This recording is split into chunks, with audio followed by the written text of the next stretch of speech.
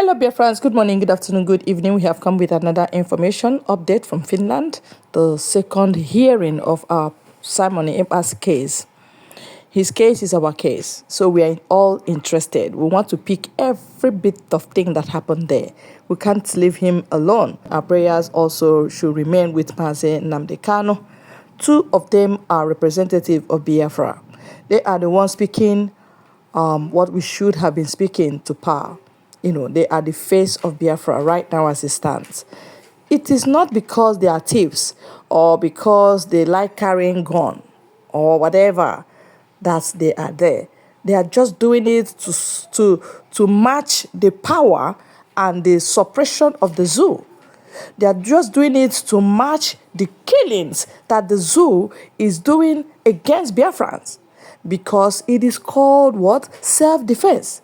Whether he purchased arm or not, it is for self what? Defense. After all, he's in Finland. Yes. Now I want to leave the third witness. People that are very close to Simon Ekpa, they are the one witnessing against him in Finland because they will get paid. People don't have conscience. Just pay attention to details of what I'm about to drop here right now. Kudos to the source that gave us this information from the very courtroom where this is happening. All right? Thank you very much. Session. For the sake of fact-checking us, you can go to the Paijahame District Court's official website to get official transcript and official documents from the court session today. With all of that being said, let's kickstart this video in essence. The court session started by the prosecuting lawyer stating that Simon is accused in the district court of participating in the activities of a terrorist group from Finland. According to the indictment, Simon has, for example, ordered weapons for groups seeking independence of the USB movement. Just in case you don't understand what is going on here, the prosecuting lawyer is saying that, or stating that, Simon paid for the arms used by the USB soldiers in the southeastern region of Nigeria. Back to the courtroom, the prosecuting lawyer also went a step further to present documents to the judge to back his claim. He claimed that the National Bureau of Investigation, known as the NBI, and the Finnish police did a thorough investigation. They swept through Simon's bank accounts, online accounts, and they have proofs that in 2023 and in 2024, Simon financed the purchase of arms for the USB struggle. The prosecuting lawyer also informed the court that he has a witness who once upon a time was the account officer of Simon. The prosecuting lawyer asked the judge for his permission to bring the financial officer to the stand. The presiding judge nodded his head and said, "Yes, you are free. Please go on." The prosecuting lawyer called upon his witness, codenamed T3, which, like we all know, can probably mean testifier 3. The prosecuting lawyer called upon the witness, codenamed T3, to take the stance. T3 was sworn in as a testifier and ready to go. The prosecuting lawyer asked T3, "Who are you to this man?" while pointing at Simon. T3 replied by saying, "I worked for Simon from 2023 up until he was arrested by the Finnish police in 2024. The prosecuting lawyer asked T3, "You said you worked for him?" "Yes," replied T3. "In what capacity?" asked the prosecuting lawyer. T3 replied by saying, "I worked for his law firm known as Ekpa and Co. OY. I handled all the company's financial records and transactions." The prosecuting lawyer followed up by saying, "Did you work for this man on a personal basis? That is, did you work for him outside his law firm and his companies?" T3 replied by saying, "Yes, I worked as his personal account officer back in 2023. "Good," replied the prosecuting lawyer. "So you are saying that you have close access to this man's personal account details?" asked the prosecuting lawyer. "Yes," replied T3. "What can you say about this man?" asked the prosecuting lawyer. T3 replied by saying, "I know this man to be a Finnish politician and a lawyer, but online he leads or is the prime minister of a certain group in Nigeria." The prosecuting lawyer asked T3, "Is that all you know about this man?" T3 replied by saying, "I have credible documents to show that this man has paid or financed the purchase of arms in Nigeria." The prosecuting lawyer told T3 to present his documents and evidence to the court of law. T3 presented a document written fundraising and crypto transactions of Simon. T3 also followed up by saying that back in 2023, the defendant, which is Simon, did a fundraising for this USB movement. After the fundraising was completed, The monies generated were all converted to bitcoins and sent to a particular wallet. Specialists over time tracked the Bitcoin wallet and they noticed that the Bitcoin was sent to a dark web dealer. Well, just in case you don't know what is currently going on here, T3 is making a very serious claims and allegations that Simon, after doing a fundraising for the USB movement, received a lot of cash, which he used in buying bitcoins. After buying bitcoins, he claimed that Simon went to the dark web and purchased arms and ammunitions for the USB movement. Well, just in case this is your very first time of hearing the word dark web, what does dark web even mean? Well, dark web refers to a segment of the internet that you cannot access using our normal Google or using any search engine. Yes, you cannot access the dark web using normal search engines. You have to use a particular browser known as Tor.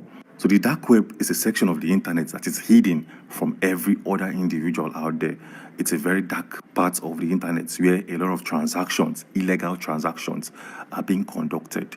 It's a part of the internet where you can go there, buy arms, pay for the services of a hired killer, buy people's data, people's ATM cards, details, and whatsoever. So the dark web is a part of the internet that is classified as illegal in some countries. Yes, in some countries of the world, it's illegal to access the dark web. But in Finland, it's not illegal to access the dark web. What is classified illegal is the actions you do on that part of the internet. Hope this is very, very clear to understand. So now let's go back to the court session, to the courtroom, and see what followed suit. The prosecuting lawyer informed the judge that T3 is done with their testimony and will leave the stands if the court permits.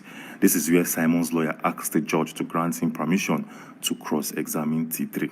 The prosecuting lawyer asked the judge to halt the cross-examination request coming from Simon's lawyer because he wants to present officers from the National Bureau of Investigation to testify first before T3 will be examined. The presiding judge turned down the proposals coming from the prosecuting lawyer and asked Simon's lawyer to cross-examine T3 before he leaves the stand. The lawyer from the legal counsel team of Simon walked up towards T3 and said, "I'm going to ask you a series of questions and I want you to answer them with yes or no. Do you understand?" T3 said yes. "Do you understand?" T3 said yes. "Good," replied Simon's lawyer. "You said you worked for my client from 2023 to 2024. Is that correct?" "Yes," replied T3. "What was your job's description? Feel free to give a lengthy explanation." T3 continued by saying, "My work or job was simply to oversee all financial transactions, including issuing payments, collecting debts, and managing investments." "Is that all?" asked Simon's lawyer. "Yes," replied T3. "So you are saying you had access to Simon's company's transactions, both in and out. Is that correct?" "Yes," replied T3. "Do you have access to his funds? I mean, can you make payments on his behalf?" "Yes," replied T3. Simon's lawyer continued by saying, "So it's possible that you can carry out financial transactions for Simon and the company without the signature of Simon?" T3 replied with, "Yes, I can, but I have never done any transactions without my boss's permission." Simon's lawyer continued by saying, "Remember I told you to reply me with yes or no. Please, let's stick with it." Simon's lawyer continued by saying, "So you have access or you have the right to make payments on behalf of the company without Simon or the director's signatories?" "Yes," replied T3. "Good," replied Simon's lawyer. "So it's very possible that Simon was not immediately aware of some transactions, right?" "Yes," replied T3. So let's do a quick analysis of what is currently happening in the courtroom. As you can see, Simon's lawyer is now cross-examining T3. And from what we can gather, the lawyer from Simon is trying to pin down T3 by saying he did some transactions without the signatures of Mr. Simon, which is very possible that T3 must have paid for goods and services using Simon's accounts without Simon, the owner, knowing what is happening to his bank account and to his transactions. Yes, so this is what we think is currently happening right here. But let's go back to the courtroom and see what followed suit. Simon's lawyer asked, "Have you at any point audited or edited the company's transactions?" "Yes," replied T3. Simon's lawyer continued by saying, "Is it possible that you, T3, can buy bitcoins with the company's money?" "Answer yes or no." "Yes," replied T3. At this point, The prosecuting lawyer had to jump in by saying, "My lord, this man is trying to put blames on my witness without any basis or evidence. I see it as a form of bully. This cross-examination should discontinue." The judge said no, stating that Simon's lawyer has a right to cross-examine the witness. Simon's lawyer continued by saying, "Thank you, my lord. I shall continue with my cross-examination." So, T3, it is very possible that you as the account officer can make purchase, including buying of bitcoins, yes or no? Yes, replied T3. Good. Have you ever purchased bitcoin with your personal account? Yes, replied T3. Have you ever accessed the dark web before at any point? Yes, replied T3. Have you ever made any purchase on the dark web before? Answer yes or no, please. T3 took a deep breath and replied with yes. Which item did you buy from the dark web? Well, before we continue this video, let's do some quick analysis of what is currently going on here.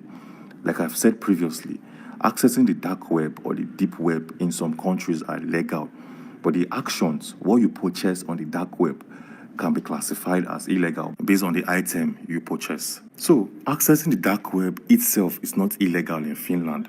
However, the legality of your actions while on the dark web depends on what you do there. Engaging in illegal activities such as buying or selling drugs, weapons, or stolen data is against the law of Finland, regardless of whether these actions take place on the dark web or on the surface web.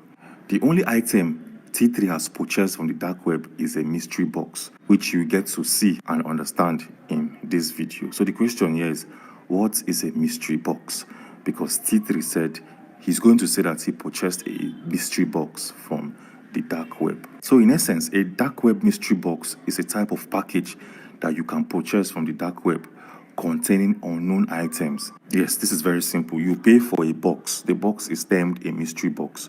You pay for it. There's a price tag to it. You pay and it will be delivered to you. You, the buyer, you don't have any knowledge of the contents of this mystery box until it gets to your home and until you open it. You can find anything. You can find a wristwatch. You can find bracelets. You can find knives. You can find guns. You can find bullets. Like, it's very, very, very random. So this is the kind of box that Simon's account officer back in 2023 purchased. Yes, some people buy mystery boxes from the dark web just for fun. Yes, so it's very possible that T3 purchased a dark web just for the fun of it. But then let's go back to the courtroom and see what follows suit afterwards. So Simon's lawyer asked a very interesting question. Which item did you buy from the dark web? This question was directed to T3. A mystery box, replied T3. And Simon's lawyer asked, which item? Can you list out the items you received from the dark web? T3 said, I bought these items a long time ago. I've forgotten some of the items in the mystery box. Simon's lawyer asked, did you get anything dangerous? It all depends, replied T3. What do you mean? Asked Simon's lawyer. Well, once you buy a mystery box, you cannot determine the content of that box. So I got a mystery box from the dark web and I received the content which can be termed as illegal. Simon's lawyer asked, what item did you get? Please, I really want to know. Name. Place a name on the item. Don't tell me it's illegal or it's legal. Don't tell me it's from the dark web. Don't tell me it's black, white, or green. I want to know the name of the item you received from the dark web. And at this point, the prosecuting lawyer had to step in and calm the whole situation. The prosecuting lawyer told the judge that the content of the mystery box isn't important to the courtroom as we speak, because we are here to attend the case of Simon, a man which we think is linked to the terror group in Nigeria. So the content of a mystery box of my witness doesn't play any role or will not add up to our evidence at this particular point in time. We can create a different date to see the content of my client's mystery box. But right now, we have to deal on Simon's case and deal on his case in full force and in essence. But the judge said, no, we need to know the content of this mystery box because it might somehow, some way be linked to Simon. Well, the whole conversation went on and on for a while, and we can't cover every single thing discussed in this video. That is why tomorrow by 8 p.m. we'll be dropping the continuation of what happened today in the court of law. This is okay. This is ongoing well. I want to say that Simon Ekpa's lawyer is a very wonderful one, very intelligent and encompassing. I'm telling you. Yes, all hands must be on deck This witness will tell us why and how. You understand? We need to know who is doing this to Biafrans, because Simon Ekpa is not fighting his personal cause. He's fighting for the whole 200 million people, and we are all right behind him. Whether you're a Sabo or not, it doesn't give you the impetus to go and do rubbish with Simon Ekpa. In as much as he takes up this cause, he is a general figure, and that is it. Thank you very much, everyone. Please always come around on this channel. We will be giving you update. Thank you very much.